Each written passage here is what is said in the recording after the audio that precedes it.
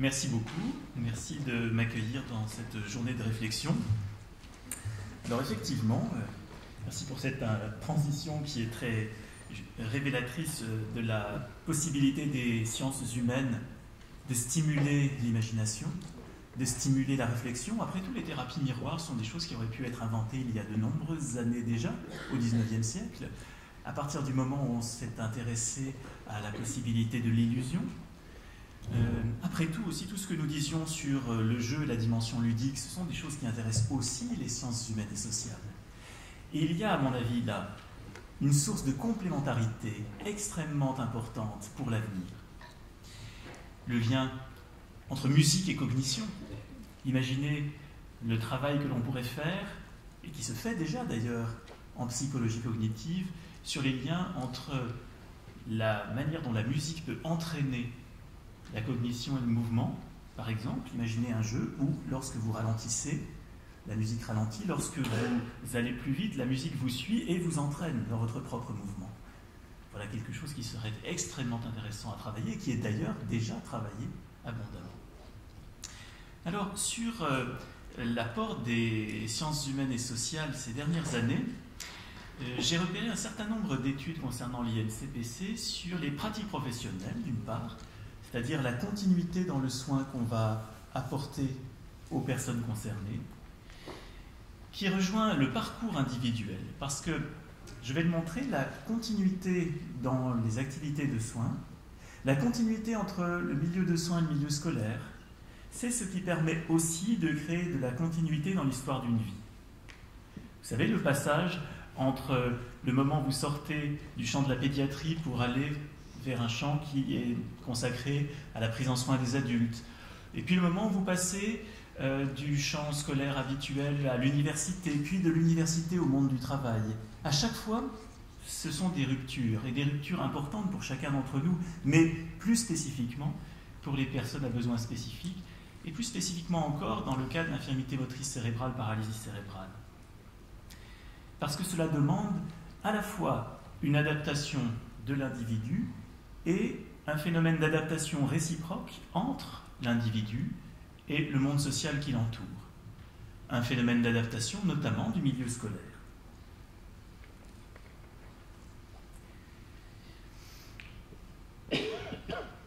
Puis nous verrons comment, globalement, une société peut également se transformer. L'infirmité motrice cérébrale, la paralysie cérébrale, a l'intérêt de présenter à la fois des handicaps visibles, les troubles moteurs, et des handicaps invisibles, comme les troubles cognitifs. Et les premiers, les handicaps visibles, ont souvent tendance à masquer les seconds, y compris dans la rééducation. On sépare encore trop souvent le soin accordé à la motricité du soin accordé aux troubles cognitifs, comme si ceux-ci étaient résiduels, comme si on pouvait aller dans un second temps s'intéresser à eux, alors qu'on sait en réalité, théoriquement, leur intrication. Donc dans le monde de la rééducation, ce risque existe. Dans le champ social, ce risque existe évidemment en permanence, parce que c'est le trouble de la motricité, c'est l'apparence qui va créer le rejet, c'est l'apparence qui va créer le trouble de la communication. Et à partir du moment où on a des difficultés d'articulation, on renforce évidemment involontairement cette difficulté de communication. Alors quand je dis on renforce, est-ce que c'est du fait de l'individu concerné ou est-ce que c'est du fait de ceux qui ne le comprennent pas? Qui est finalement en situation de handicap lorsqu'il ne comprend pas l'autre? Est-ce l'individu ordinaire ou est-ce celui qui a du mal à articuler? Comme le disent certains de mes amis, moi je me sens plutôt handicapant que handicapé. Je handicape les autres dans la difficulté qu'ils ont à me comprendre. Mais j'espère que cela va leur permettre d'amener une transformation de leur mode de pensée. Donc un processus d'adaptation est toujours réciproque.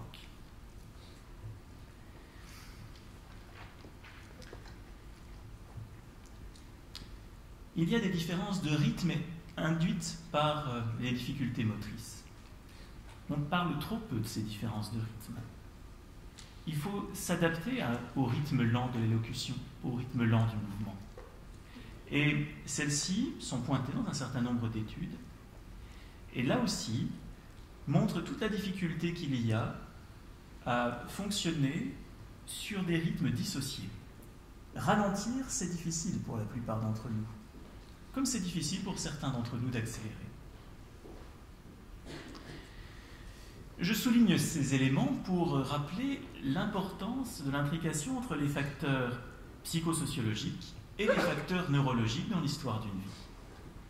On sait à quel point la dégradation de la situation sociale, la dégradation de l'estime de soi dans un parcours de vie, peuvent amplifier des troubles et parfois en faire naître d'autres, car malheureusement, les troubles psychiques peuvent se surajouter aux troubles neurologiques. Ce n'est pas parce que vous avez des troubles neurologiques que vous êtes exempt de troubles psychiques. Là encore, ce serait utiliser l'apparence pour masquer le reste et l'intériorité. Or, justement, la présence dans des équipes de remédiation de psychologues cliniciens est un complément à l'approche neuropsychologique, neurophysiologique. La continuité dans le soin entre les équipes, la continuité entre les équipes de soins et les équipes de l'éducation nationale permet la continuité dans la construction de soi. A l'inverse, la discontinuité crée des cercles vicieux qui sont des cercles incapacitants. Autant on peut amener des personnes à développer de nouvelles capacités, autant on peut aussi créer des cercles incapacitants au sens où la vulnérabilité d'une personne dans le champ social correspond à un processus, en fait, à un processus de vulnérabilisation progressive. Vous avez des difficultés de communication, vous aurez peut-être aussi des difficultés d'emploi, vous avez des difficultés de reconnaissance, et à mesure que ces difficultés s'ajoutent les unes aux autres, eh bien, le processus de vulnérabilisation devient plus net. C'est ce que mon collègue Guillaume Leblanc, philosophe, appelle cette triple dimension du vital, du mental et du social. Neurophysiologique, psychologique, sociologique. Et cette continuité du processus commence dès l'école, dès l'adaptation de l'environnement scolaire à soi et dès l'adaptation de soi à l'environnement scolaire. On pourrait aussi souligner le retard qu'il y a entre l'adaptation pédagogique et les connaissances. Cette continuité, elle doit se faire également dans le suivi des connaissances. Par exemple, ce qu'ont essayé de faire Michel Mazot et Alain Moret dans le syndrome 10 exécutif chez l'enfant et l'adolescent. Un livre récent où vous avez une première partie qui est neurologique, une seconde partie qui montre comment les sciences de l'éducation permettent d'adapter des énoncés à des enfants dont les troubles 10 exécutifs les empêchent de bien saisir le sens d'un énoncé alors même que leur intelligence n'est pas atteinte. Comment, pour quelqu'un qui a du mal à se repérer dans l'espace d'un tableau, d'un schéma, on doit lui donner un certain nombre de guides, de moyens de se repérer plus efficacement. Et ces travaux interdisciplinaires sont très riches parce qu'ils permettent de ce fait à d'autres enseignants de parler à des enseignants. C'est beaucoup plus efficace dans ce sens que quand on a affaire à une parole médicale qui s'adresse à des enseignants. Je sais que c'est regrettable, mais justement, la réalité des études le montre. La continuité, elle se fait au sein aussi de groupes professionnels. Et si c'est un enseignant qui décrit le trouble de l'attention, par exemple, contre l'idée que non, c'est un défaut de volonté de la part de l'élève, là, ça fonctionne généralement beaucoup mieux parce qu'on a une cohésion dans le vocabulaire, une cohérence dans le vocabulaire. On utilise les mêmes mots pour désigner les phénomènes. Et de ce fait, on est beaucoup plus en capacité de se faire comprendre. Donc l'inclusion d'enseignants au sein des équipes est un moyen aussi très efficace de permettre d'irriguer ensuite l'ensemble d'un territoire national, d'irriguer ensuite le monde de l'éducation nationale.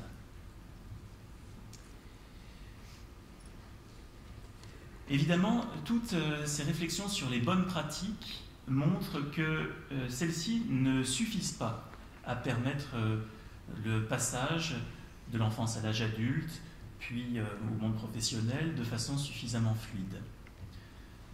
C'est ce que montrait Debra Stewart dans un article récent, où elle nous disait qu'une approche partagée et intégrative des trois systèmes, éducation, réhabilitation, sanitaire et sociale, peut effectivement porter ses fruits, mais qu'on est face à des processus dynamiques complexes et qu'il est très difficile d'arriver à se focaliser uniquement sur une forme de bonne pratique, mais qu'il existe des protocoles pluridisciplinaires qui fonctionnent et surtout qui permettent une implication forte des personnes concernées.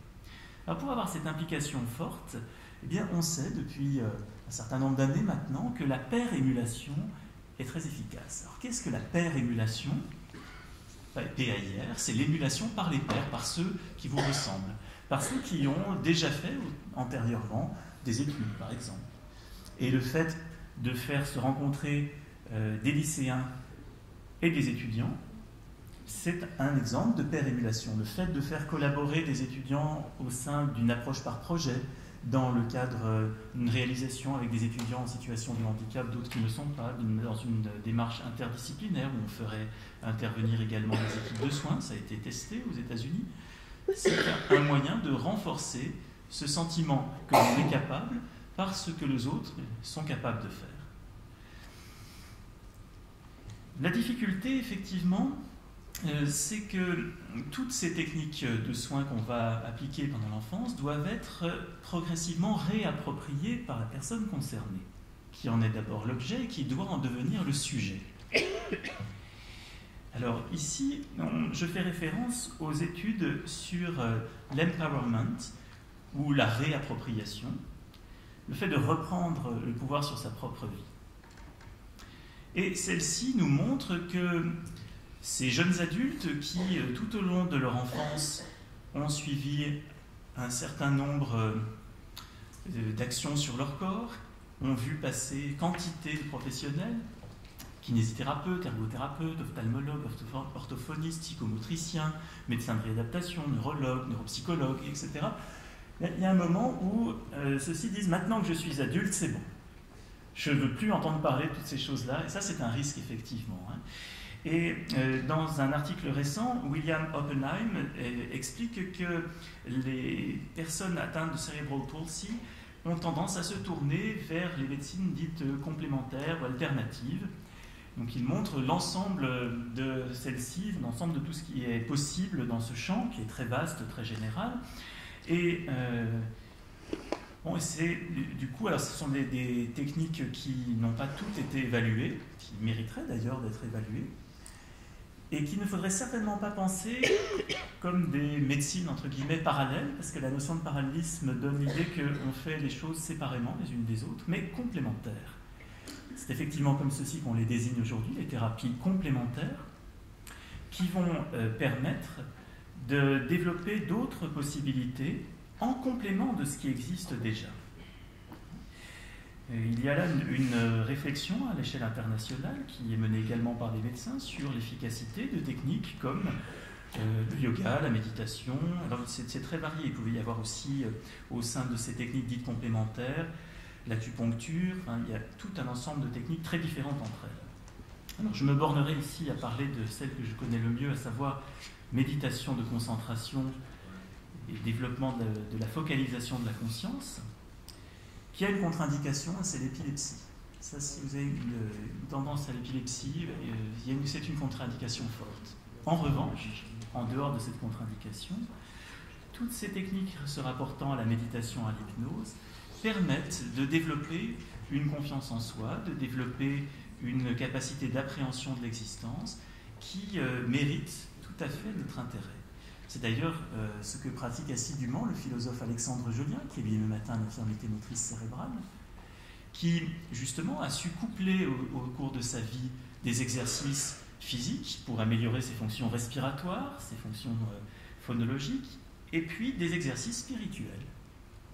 Exercices spirituels au sens où il y a cette possibilité de rentrer en soi-même et de développer cette confiance, sans oublier bien sûr des exercices proprement intellectuels, puisqu'il fait partie de nos écrivains aujourd'hui remarqués, connus pour la clarté de son style et l'intérêt de ce qu'il nous propose.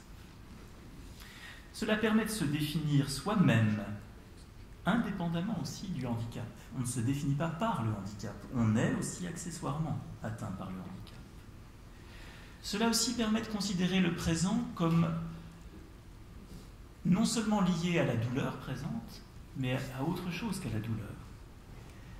Et par exemple, pour reprendre cette question des techniques d'auto-hypnose ou de méditation, eh bien, au début, si vous vous concentrez sur la douleur, vous avez plus mal, effectivement, vous avez beaucoup plus mal puisque vous sentez plus votre douleur. Puis à mesure que vous focalisez votre attention sur celle-ci, eh bien, c'est l'inverse qui se produit. La douleur commence à diminuer. C'est un contrôle interne de la douleur qui est possible. On voit bien comment ce contrôle interne de la douleur peut être ici mis en complémentarité avec d'autres moyens de lutter contre la douleur, auxquels on a fait allusion tout à l'heure.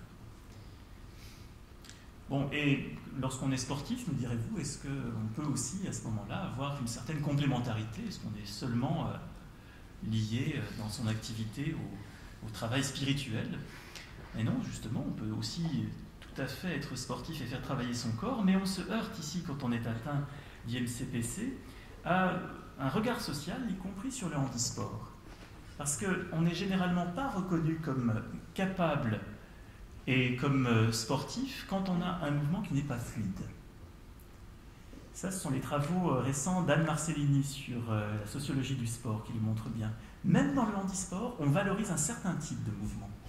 Le mouvement fluide, le mouvement agréable à voir. Et celui qui se rapporte davantage à ce qui apparaît comme une gesticulation, eh bien, est déconsidéré. Et on ne tient pas compte de l'importance que représente l'effort dans la pratique handisport.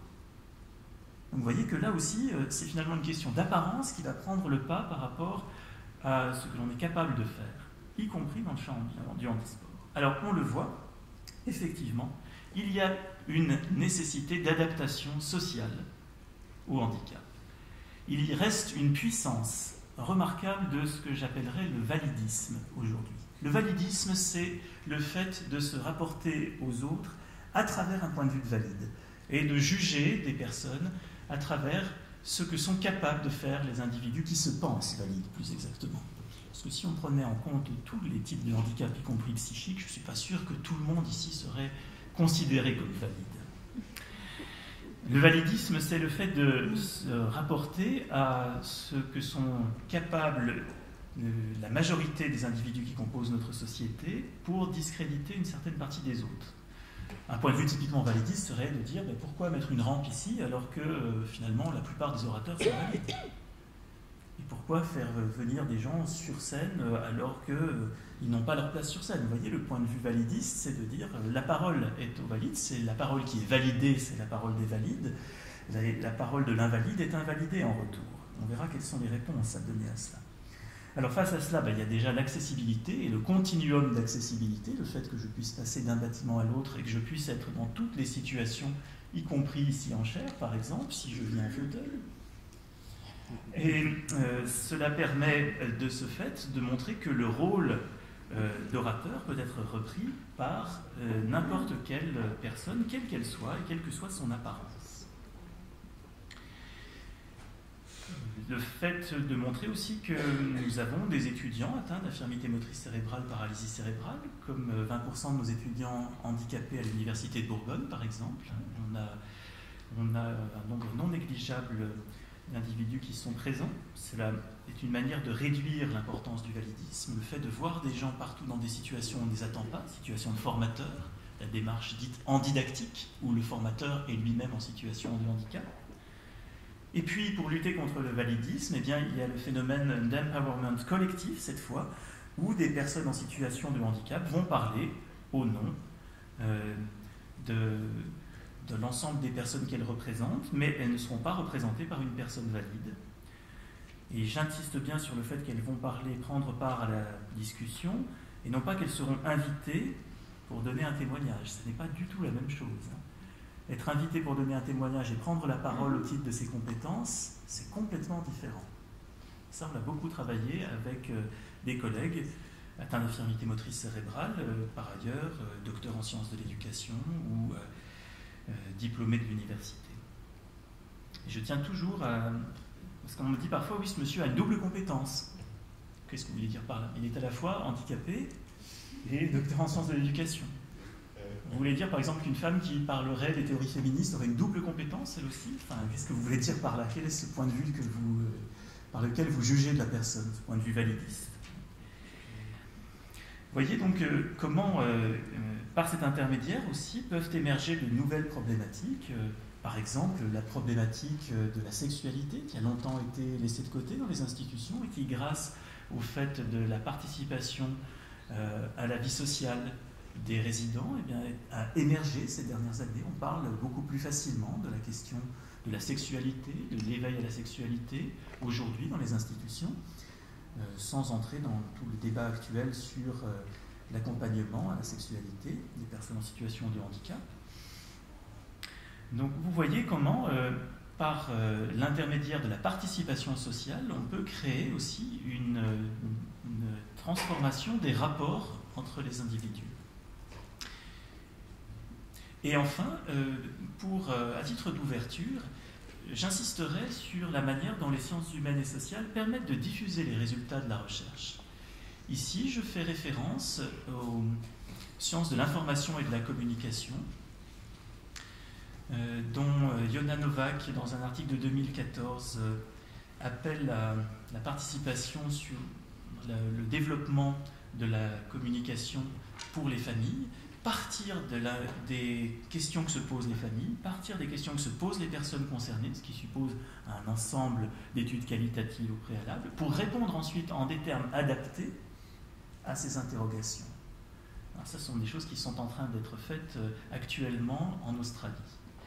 Transformer des contenus de recherche fondamentaux pour en faire des contenus accessibles au grand public, c'est, contrairement à l'idée reçue, beaucoup plus complexe que ce qu'on pourrait penser. Et ici, on a une nouvelle fois un apport des sciences humaines et sociales au développement des connaissances. Et enfin, eh bien, celles-ci, comme la philosophie, peuvent stimuler la pensée. Je pense, par exemple, à l'apport de la philosophie aux travaux d'Alain Berthoz sur le mouvement. Si le mouvement est aujourd'hui considéré comme une perception, c'est aussi grâce aux travaux de Merleau-Ponty par le passé, de tous les philosophes qui ont repris ensuite les théories de Merleau-Ponty aujourd'hui et qui ont progressivement donné une autre dimension au sens de la cognition et la neurophysiologie. Le dialogue interdisciplinaire peut donner de remarquables idées. Donc vous voyez, il n'y a pas que le mouvement en miroir qui apporte, il y a aussi le dialogue de la pensée en miroir, le dialogue interdisciplinaire où la pensée de l'un est accompagnée par le miroir de la pensée de l'autre. Voilà, je vous remercie.